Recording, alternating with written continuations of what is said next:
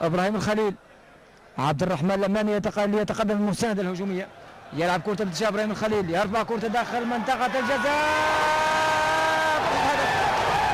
هدف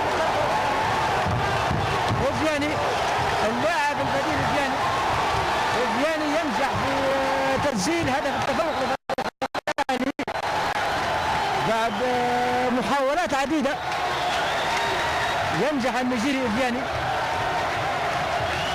بعد كرة مرفوعة داخل منطقة الجزاء، ينجح المهاجم وفياني، واجواء احتفالية هنا من جماهير الاهلي اللي انتظرت كثيرا هذا الهدف، هدف اللاعب النيجيري وفياني اللي جاءت الكرة مرفوعة استقبلها بضربة رأسية امامنا. النيجيري وفياني يتلقى التهاني والتحايا من الجميع. اذا فريق الاهلي يتقدم بهدف واحد مقابل لا شيء.